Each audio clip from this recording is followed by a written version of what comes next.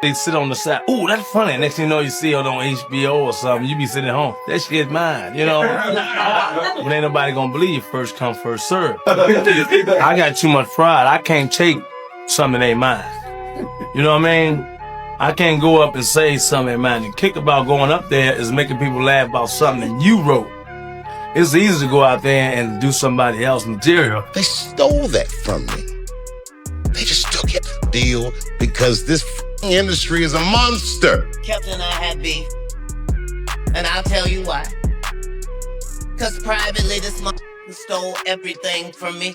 It seems the conversation around Kevin Hart's Netflix roast still has not died down. Now, he is catching criticism after some viewers felt he placed himself too close to the late comedy legend Bernie Mac. Before stepping into the spotlight, Kevin delivered a confident, high-energy message about being the best in the business and deserving respect.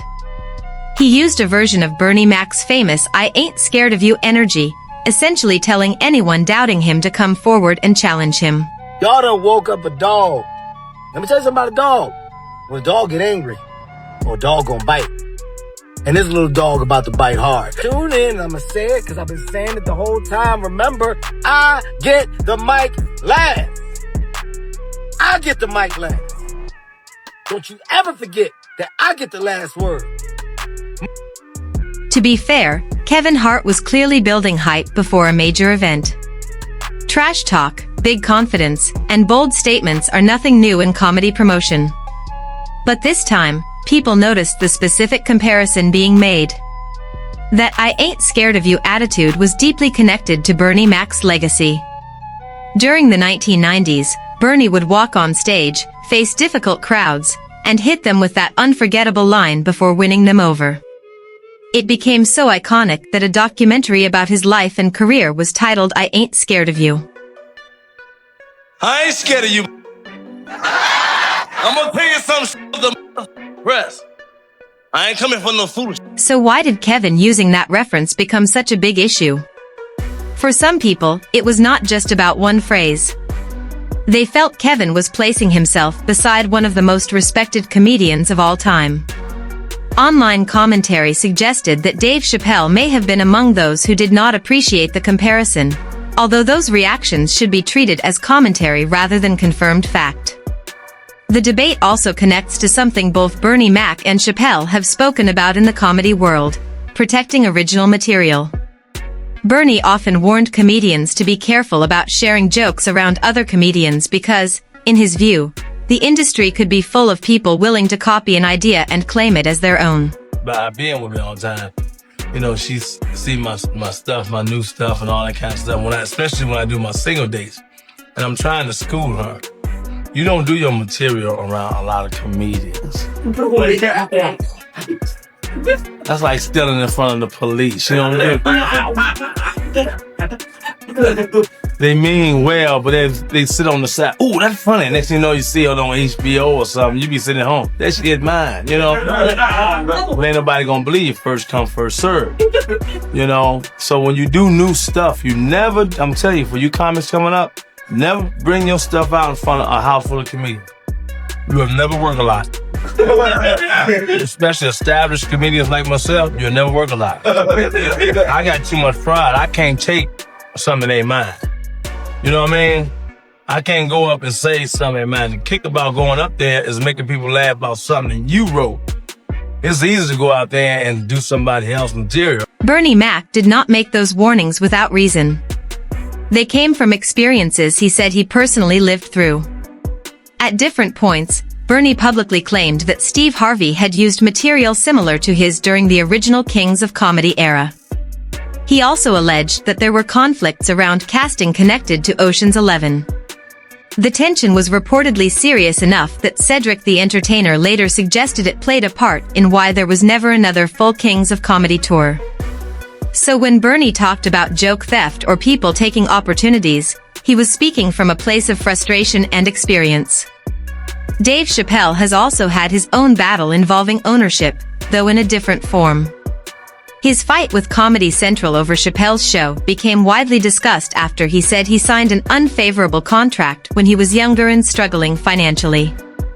Later, He criticized the continued streaming of the show without what he believed was fair compensation, comparing it to people selling property that did not rightfully belong to them. Phone call. The day I committed to it, it gets announced that Netflix is streaming Chappelle's show.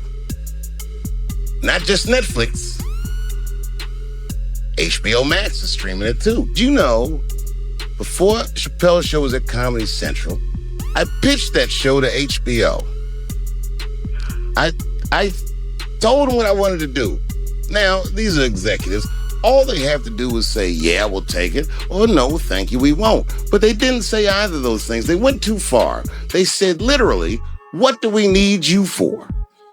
That's what they told me, as they kicked me out of the office. What do we need you for? And here we are, all these years later, and they're streaming the very show that I was pitching. If you are fucking streaming that show, you're fencing stolen goods. They stole that from me. They just took it. That is what makes this conversation more complicated. Bernie Mac and Dave Chappelle both had public experiences where they felt something connected to their work, creativity, or career had been taken from them. Then Kevin Hart enters the conversation carrying Bernie's signature energy while critics continue raising old accusations against him. Over the years, several comedians and online commentators have accused Kevin of using material that sounded too close to other people's work. One comedian, identified in some reports as Reggie Cush, alleged that Kevin or members of his creative team had borrowed jokes without permission. He claimed that producers connected to Kevin had taken his intellectual property. Some online reports also suggested that Dave Chappelle challenged the situation, though those reports should be treated carefully unless independently confirmed. Still, the joke accusations are only one part of the controversy. The larger claim came from Cat Williams. Cat publicly described Kevin as an industry plant and suggested that Kevin had been selected by powerful people in entertainment to receive opportunities that other comedians believed they deserved. He also alleged that certain movie roles were redirected away from him and toward Kevin. Who was the comedian you saw stealing jokes on Kevin Hart's funniest? Well, use my material. Wow. And on Netflix. On Netflix in front of millions. That's crazy. Of Millions. people. I got a text message, and the text message is saying, yo, use your joke on Netflix. And I'm like, what? Dave Chappelle Mans came up to her. He say, you know what you did. You know what you did. You stole the joke. No. They told me, I was like, damn, I ain't even got Netflix. So I couldn't even watch it. That's her commenting on the bit from last year. Oh! This is the best episode of Street Law and Order we ever got. Kevin later responded to criticism about his material by explaining that he works with a writing team. He has mentioned collaborators such as Harry Ratchford and Joey Wells as people who help him shape, build, and develop ideas. And honestly, having writers is not unusual in modern entertainment. Many comedians, actors, and performers work with creative teams behind the scenes. But critics argue that this is where the issue becomes complicated. When several people are involved in developing jokes, stories, and punchlines, there can be more distance between the performer and the original source of a line. That does not automatically mean anything was stolen. But critics believe it can make it harder to know where a particular idea started, especially when material ends up resembling another comedian's work. However, the joke debate was not even the biggest criticism. Cat Williams took things much further. He called Kevin Hart a classic example of someone the industry chose to push heavily. According to Cat's version of events, Kevin did not simply rise through comedy on his own terms. He was allegedly selected and elevated by people with influence in Hollywood. Cat also suggested that Kevin had benefited from roles that he believed were originally meant for him. I'm on the winning side of this. For a 5-year period, every single movie that Kevin Hart did was a movie that had been on my desk. That all I had said was, just, can we take some of this step and fetch it shit out? And then I can do it. Like, it don't need to be overtly homosexual, because I'm not homosexual, right? It doesn't need that to be funny, right? And me saying that and them going, oh yeah, no problem. And then going to give it to this other guy and having him do it just like it was. And acting like I'm a bad person because I keep standing on my standard. But, yeah, it's interesting, but I wouldn't change it for the world. Like, again, Kevin Hart's reaction to these accusations has generally been calm and dismissive. In interviews, he has defended his accomplishments by saying that he changed the business side of stand-up comedy and that nobody remains successful at the highest level by accident. He has also suggested that criticism from Cat Williams should be seen as entertainment, saying that Cat is free to use the situation however he wants. And that is a reasonable response from Kevin's side. Comedy has always included rivalry, ego, competition, and big personalities. Not every disagreement has to become a scandal. Sometimes comedians simply have different styles, different business approaches, and different views of what success should look like. But once Bernie Mac's legacy enters the conversation, people become more emotional. Bernie was not just known for funny jokes. To many fans, he represented a certain kind of authenticity. He was loud on stage, fearless in front of crowds, and unapologetic in his delivery. But outside the spotlight, people close to him often described him very differently. Bernie Mac was married to his high school sweetheart, Rhonda McCullough.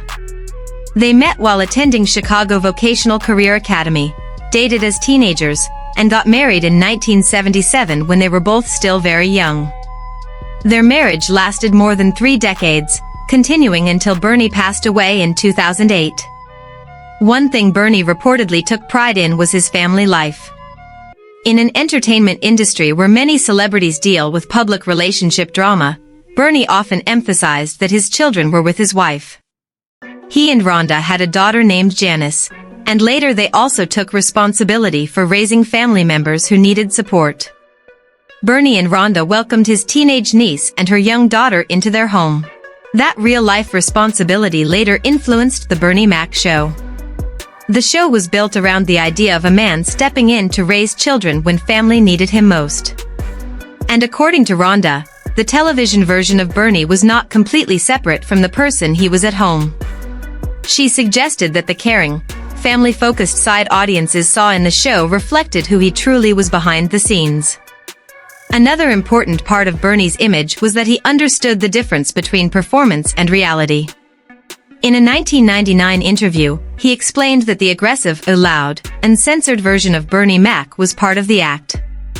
He knew audiences expected him to be raw, direct, and fearless on stage. But once the show ended, he left that character behind. That level of awareness made Bernie different. He understood that the man yelling into a microphone was not necessarily the same man going home to his family. Offstage, he was described as a church-going Christian, a husband, a father, and someone deeply connected to Chicago. Even after becoming famous, he reportedly returned home whenever he could. Then people look at Kevin Hart's public life and see a very different story. In 2017, while his wife Iniko was pregnant with their son, Kevin became involved in a highly publicized cheating scandal. Reports included photographs, video footage, and allegations of an attempted extortion involving the release of private material. Kevin eventually addressed the situation publicly and apologized to his family, acknowledging that he had made a serious personal failure. I'm at a place in my life where I feel like I have a target on my back, and because of that, I should make smart decisions.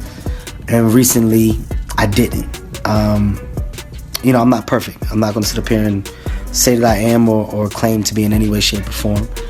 And I made a bad error in judgment and put myself in an environment where only bad things can happen, and they did. And in doing that, I know that I'm going to hurt the people closest to me, who I've talked to and apologized to, being my wife, and I just simply got to do better. But I'm not going to also allow a person to have financial gain off of my mistakes. And in this particular situation, that's what was attempted. I said I'd rather fess up to my mistakes. But calling it a mistake is where many people push back. Critics argue that cheating is not simply something that happens by accident. They see it as a conscious decision, made through a series of choices. Being drunk, being famous, or being under pressure does not erase personal responsibility. So when some viewers compare Kevin Hart's public life with Bernie Mac's, they see two very different ideas of integrity. That does not mean one person is perfect and the other is beyond redemption. But the contrast becomes obvious when people bring Bernie's legacy into the discussion. Then there is the question of professional integrity. Bernie Mac spent years doing regular jobs before comedy changed his life. He worked as a truck driver, restaurant manager, mover, and basketball coach before reaching mainstream success. In 1990, he won the Miller Lite Comedy Search, and from there, he gradually built his name through hard work and persistence. His success was not presented as something handed to him overnight. And after becoming famous, he still remained connected to the struggle that shaped him.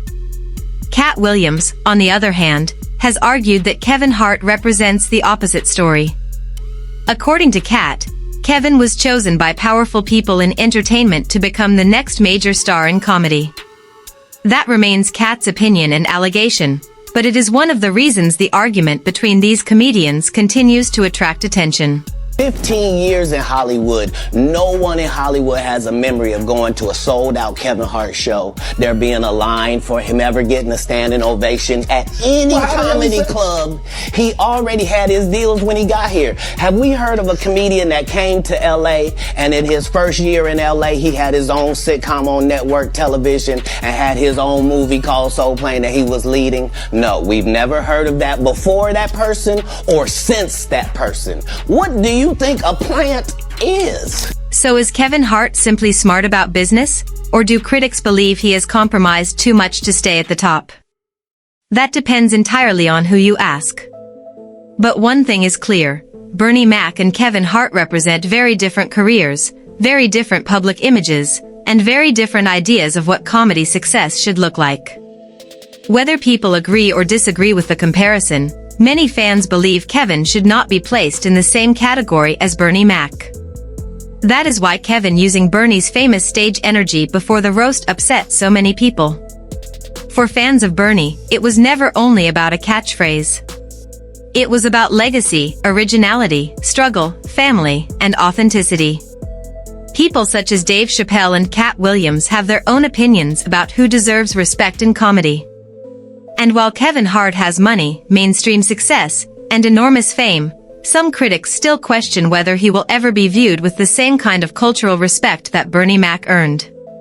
Now I want to hear from you. Are people being unfair to Kevin Hart just because he used a famous Bernie Mac reference? Or do you think the criticism around industry backing, comedy ownership, and public image deserves a deeper conversation? Leave your opinion in the comments, and stay tuned for the next video.